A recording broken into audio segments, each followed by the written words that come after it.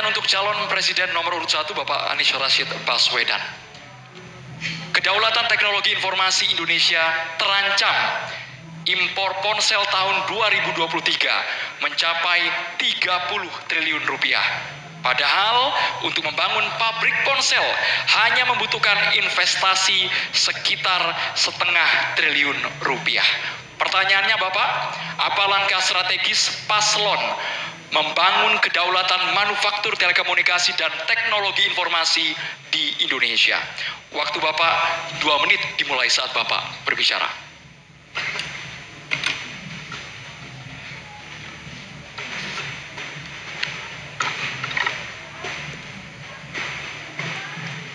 Terima kasih.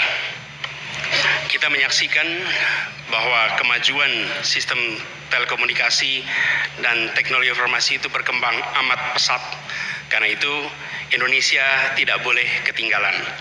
Dan gagasan kita adalah satu, peningkatan kualitas manusia dan inovasi di sektor teknologi informasi dengan cara pairing, berpasangan, mendatangkan pakar untuk bisa melakukan alih teknologi bersama-sama. Yang kedua, memprioritaskan investasi yang masuk dalam bentuk investasi padat karya yang didukung dengan perbaikan reformasi birokrasi dan pemberantasan korupsi. Ini akan memberikan lowongan kerja untuk masyarakat lokal. Dan ada 3 aspek fundamental, yaitu akses, kecepatan, keamanan, yang ini menjadi prioritas. Sehingga dengan cara seperti itu, ketika kita mengundang untuk melakukan investasi, kita akan bisa menyiapkan infrastrukturnya. Hal yang tidak kalah penting terkait dengan pembangunan ini adalah perlindungan atas hak intelektual yang nanti akan terkait dengan industri manufaktur yang terkait di sini. Kami memandang investasi padat modal yang seperti ini, padat karya, akan memungkinkan Indonesia untuk lompat lebih cepat. Demikian jawaban kami. Terima kasih. Masih ada waktu Bapak? Masih ada 33 detik? Cukup di sini. Baik.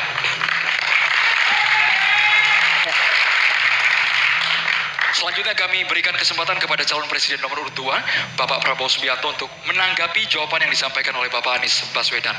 Waktu Bapak 1 menit dimulai saat Bapak berbicara. Kalau saya selalu solutif dan tindakan. Kalau memang hanya setengah triliun, perlu kehendak politik, ya bangun itu pabrik segera. Jadi itu pertama. Kedua, masalah teknologi selalu berurusan dengan sumber daya manusia. Kita harus sekarang mendidik anak-anak kita lebih banyak di bidang sains, teknologi, engineering, mathematics. Ini sangat mutlak. Baru kita bisa bersaing. Kalau kita tidak punya awaknya bagaimana? Jadi program kami memberi beasiswa. Tadi saya sudah katakan 10.000 kedokteran, 10.000 di bidang sains, teknologi, engineering, dan mathematics. Kita ambil yang terpintar dari Indonesia, kita kirim ke luar negeri, kita bangun fakultas-fakultas STEM yang lebih banyak lagi di Indonesia. Baru kita rebut teknologi, saudara-saudara. Dan yang penting kehendak politik. Ya bangun pabrik itu. Saya kira itu saja, selesai. Mohon tenang hadirin sekalian. Harap tenang terlebih dahulu. Tolong tenang. Selanjutnya calon presiden nomor urut 3, Bapak Ganjar Pranowo, untuk menanggapi atas jawaban yang disampaikan oleh Bapak Anies Rashid Baswedan. Silakan Bapak Ganjar, waktu Bapak 1 menit dimulai saat Bapak berbicara. Kita punya industri swasta untuk gadget. Pabriknya ada di Semarang. Harganya terjangkau, lebih murah. Kalau itu bisa masuk e-katalog kita, sebenarnya kita bisa membantu dia. Atau yang kedua, kita bisa menugaskan kepada PT lain. Kalau nggak salah dulu pernah akan dibuat ini. 1 komputer, 1 laptop seharga maksimum 1 juta. Sayang, kalau ini tidak kita pastikan tanpa penugasan dari pemerintah, maka tidak pernah selesai. Kalau tidak, pilihannya adalah bergandengan tangan dengan industri yang ada di luar, dengan brand-brand internasional, tapi pabriknya di Indonesia.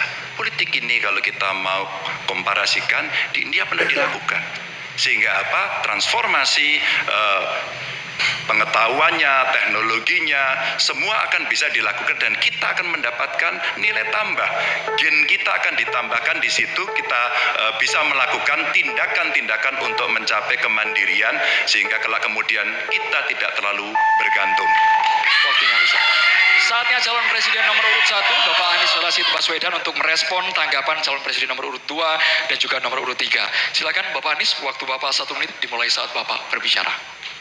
Tadi saya sampaikan garis besar gagasan untuk kita bisa membangunnya. Ketika sampai kepada kegiatan praktis, maka pendekatannya kolaboratif. Negara adalah regulator dan negara memberikan ekosistem yang sehat. Panggil pelaku yang selama ini terlibat, baik swasta maupun BUMN. Sampaikan ada kebutuhan membangun pabrik telepon seluler. Tanya apa yang dibutuhkan dari negara.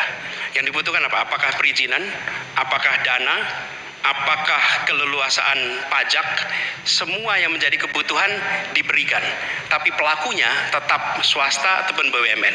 Jadi fungsi kita ketika bicara membangun, bukan negara yang membangun, tapi memberikan pada BUMN atau swasta, dan yang sudah bergerak di situ, siapkan infrastrukturnya, beri target waktunya, lalu eksekusi, tunggu peresmiannya. Terima kasih.